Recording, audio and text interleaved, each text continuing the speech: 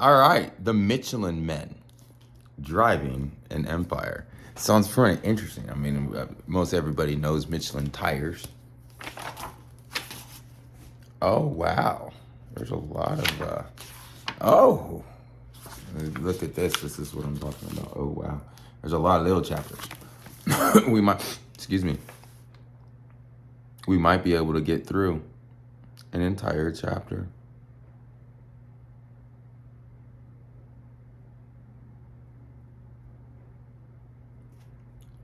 More serious bit, well, not 7 pages. Of course, I had to choose one that,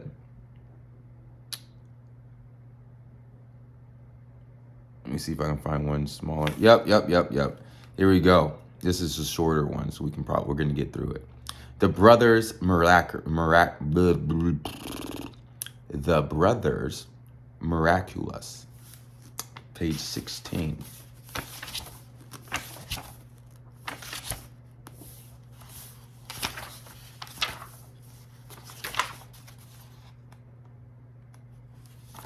The Brothers Miraculous. The Michelins were artists, but not always in words, although Andre would later show himself to be as gifted in explaining tires as his brother, Edouard, in designing them.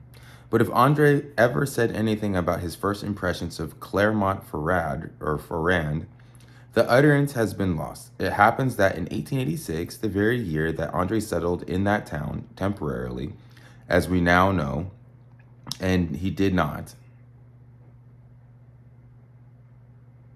Emilia Zola published a saga of the artist's life, the masterpiece. Christine, the woman who married Zola's fictional painter Claude Lantier, had come up to Paris from Clermont-Ferrand. She would talk about the atmosphere of the streets Andre Michelin was just then discovering. At this time, a smaller Clermont-Ferrand was closer to its countryside than it is now.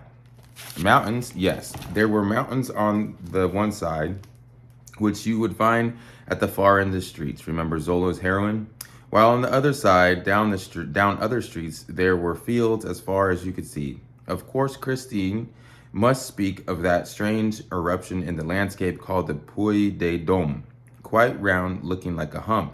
Along with the sloping lanes and boulevards, a city of black lava sliding down the hill, where heavy rain rushed along like rivers.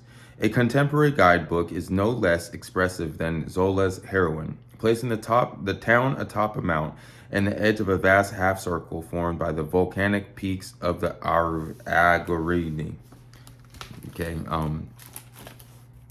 yeah, we're reading the right book, Michelin Men, Driving an Empire. I don't know where any of this has anything to do with Michelin. I don't even know what half they're talking about. Let's get back in the story.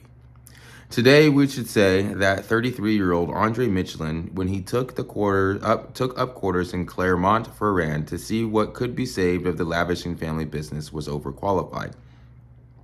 A constructor of promise, an innovator both in designs and materials, he had already begun to prove himself in the capital of France. What could he gain by trying to rescue a little factory in a dim town that he and his siblings had probably inherited too late? If we listen to legend, what he found, this is the beginning, this is the factory, I guess, of Michelin. I get it now. All right.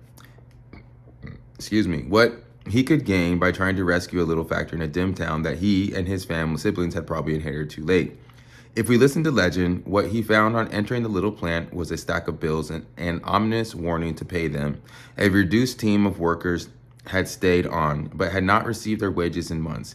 Banks refused further credit. Bankruptcy and the sale of remaining assets by court order were just around the corner.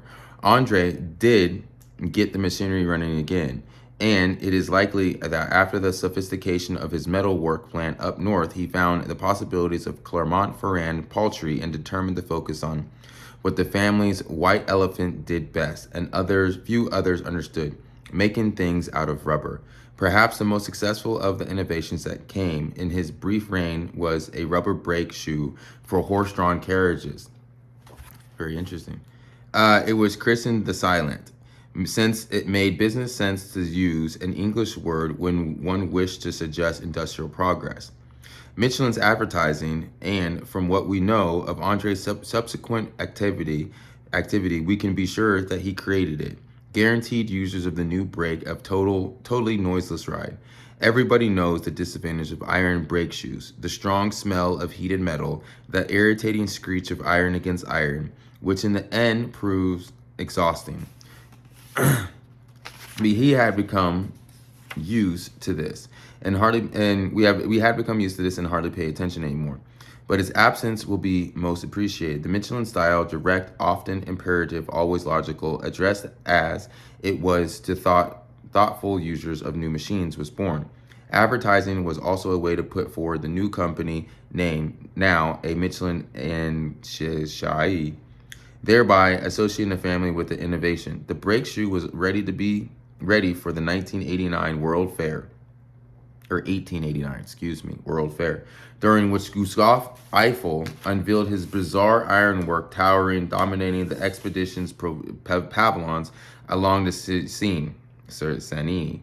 Andre made a more modest impression with his humble new product, for which he won another humble bronze medal. Under his management, the little company went out for what we now call niche markets, for he was determined to make the most of his little crew in Clermont-Ferrand could do, such as belts, pipes, valves, and joints, for which rubber seemed the ideal element. Not to forget the company's standby, such as Elizabeth's Debris bouncing balls.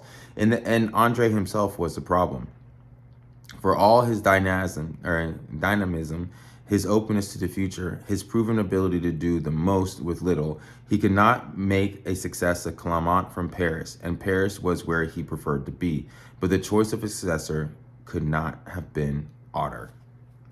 Yeah, I thought we would get through, but it's not gonna happen, man. We're already at time. We got like a page and a half. I'm sorry, some of the words I was slipping on. But yeah, it's starting to make a little bit more sense. If you want to know more about the Michelin Men and driving an empire, then click the button below and you'll be directed off to Amazon. Hopefully you'll pick a better part of the story.